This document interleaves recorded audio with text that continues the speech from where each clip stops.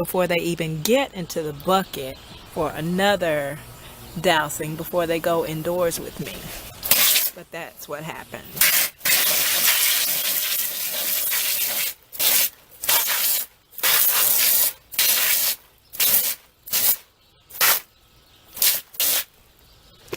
And then I flip them over. And I shoot them really hard. And then that's when they go in the bucket. This is how kale is cleaned with precision.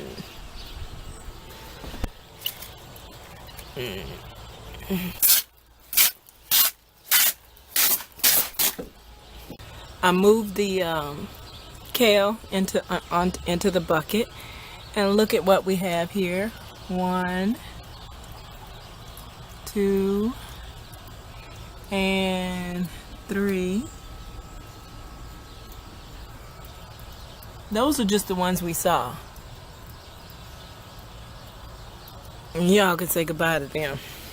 You know, I got no love for cabbage worms, moths, worms, whatever. I harvest them, and as I put them in the bucket, like this doesn't have water in it. As I put them in the bucket, I put a really hard jet stream.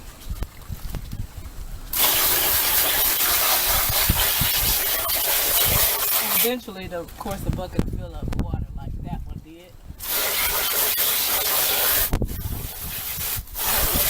I let those sit. Those are just harvested. I let them sit in the water. See, you got spiders on top.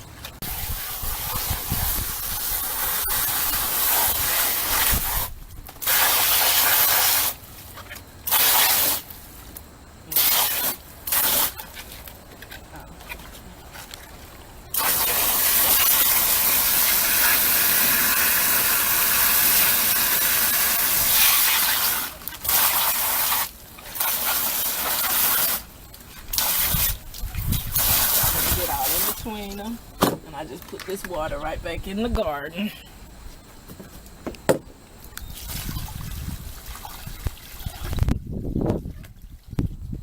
Oh, she conservative.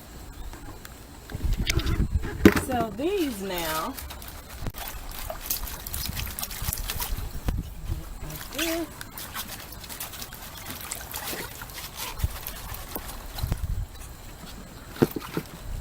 And they can go inside now and get hand washed. But look, it's 4 worms floating around in there right now. And whatever that is. There's a worm, there's a worm. 1 at the bottom, 2 at the bottom. You know, so now these can come in with bringing the minimal amount of insects and such with me. I didn't harvest anything off of this one, because it looks horribly eaten up, and I kind of left it because I didn't know if the others were healthy because it concentrated on this one. As you can see, these are all scalped because I'm cooking them. I'm deciding whether I want to start a whole new crop of kale for the fall. Y'all don't even realize how good this stuff smells right here. And also, since, like I said, since I use that for juicing, I want to grow a big ass tree of that too. It's the stevia I'm talking about. And just take whatever it produces at the end of the season and juice it all. And then I could just use little droplets like, you know, sweetener rather than the dried like sugar. You know, I could just use just the juice. Oh yeah.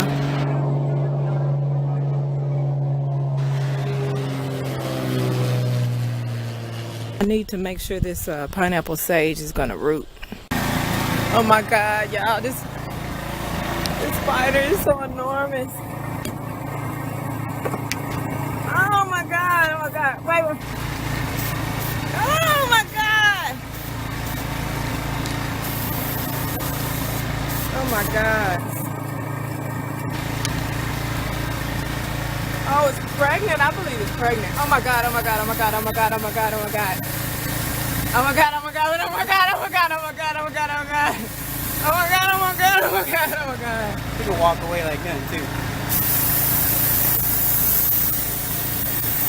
Oh, I hope all her babies die. Oh my god. See, I'm gonna do a lap. When I come back, he's gonna be gone, no creeks, nothing. Oh my god. She's like, spicy. You're faking. You're faking. She is faking.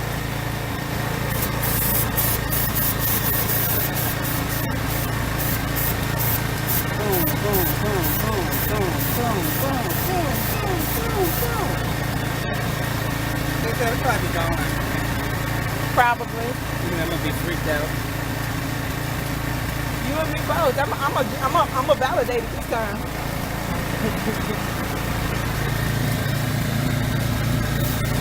Don't spray my camera. My bad. You did too.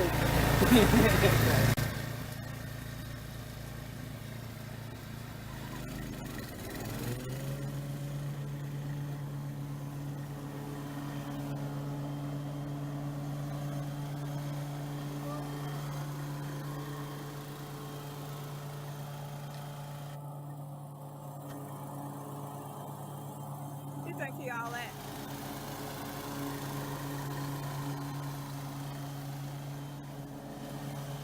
There's a whole series of going through buckets that happens outside in order to keep insects from coming with me in the house, or to keep the most minimal amount of insects to follow me in the house. So once it's had several rounds being sprayed down and washed in the pails outside, I then bring them inside and put them in the sink. And there's still not too many things that come off of it, but still some that come off of it. But as this is dinosaur kale, hence the dinosaur-esque, the reptile-esque skin of it, I thought I'd come in here and show you that these actually can serve as their own scrubbers as you clean them on the inside round. So I have one here, and I can scrub it by itself, front and back.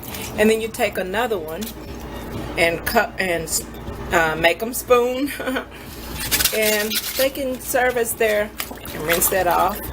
Another one, rinse that off. Another one. And you could do each of those leaves like that. It's like its own scrubbing sponge. And then I take each one, strip it, take the stem, meat of the leaf goes over here, and the stem goes over here. And what will eventually happen, none of this goes to waste. I will use the stems in my juicing. There's a grapefruit from this morning's juice, and I'll obviously I'll cook these.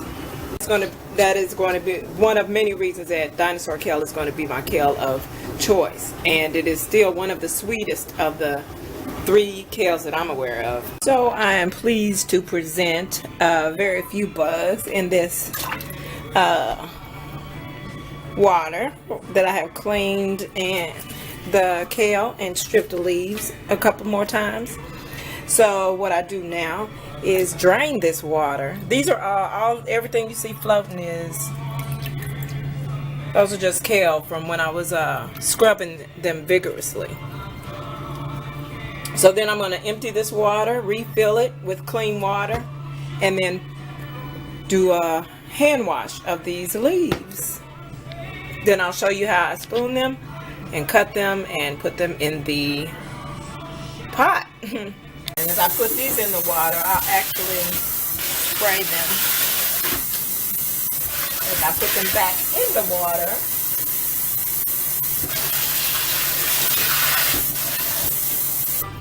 and you'll see again in the bowl that they were in, there's not much other than, again, still just kale, clean kale. So from this point, I take each leaf, and they usually stay intact. So you have a leaf here, and they end up like a tuna steak or a halibut steak or something. That's what they look like almost like a heart with the strip with the stem out of them. So I'll lift them up and I'll spoon them like so. I'll keep the big ones on the back.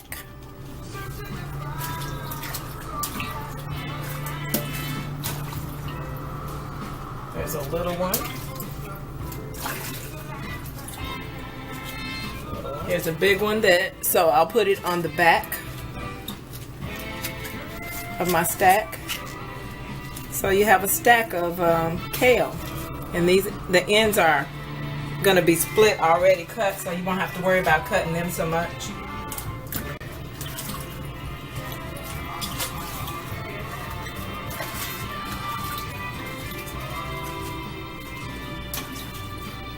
This is enough to show you how I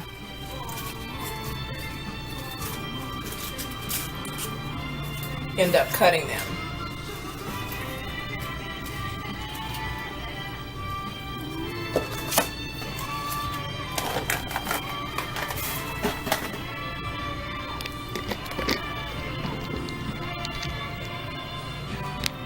And now, although I'm sure they are as clean can be, because that's how I roll, as I have shown, I'm going to actually rinse the kale yet again, because these will be juiced in a green veggie juice, in a green juice later. And just because, you know, when I do catch cabbage worms, they're usually crawling down the stem, and that makes me feel some kind of way. Needless to say, I have heebie-jeebies right now from having clean kale all day. And yeah, I'm gonna clean these stems out and juice them. Groovy smooches. And drink it. And it's gonna be good, and my body's gonna respond. It's gonna be good because I'm gonna be putting apple and stevia leaves in that joint. Yumminess is the best to get you to consume your vegetables, your vegetables, your vegetables. Oh. Getting ready to cook my kale, and in it I have so far put red onion, pimento peppers, and garlic. Use your oil of choice. I won't tell you what I use because that's going to be part of my secret in the flavor. Well, it's all hours of the evening, and I have spent my day harvesting and cooking kale. Needless to say, for future reference, I love to share my vegetables with the hubby's family and all the families that live in that household under his parents' home ownership. But for future reference, I'm just going to share the actual vegetables and allow them to cook them like they want to. Because among suspecting that the way I cook and or season might be insufficient, I'm not going to do this every time. It's not going to happen. But so here it is, and you can see some of the greens are darker than others because I was still harvesting as I was cooking. And you know me, well, you don't know me, but I want to make sure I have it cleaned. So in this, I've added sea salt, very, very, very little, because I don't want, you know, to affect any of the diabetics in the household. And I'm also going to add, since I have it, I'm going to add my pineapple sage and some purple basil to it. And I think that should be it. That should be good. And raw vegans can close your ears right now because I'm going to cook the ever-loving shit out of this, because that's the tastiest way to do it, Bama style. And I want it to taste Bama style. Ooh, look how good those pimentos look in there. Girl. Yeah.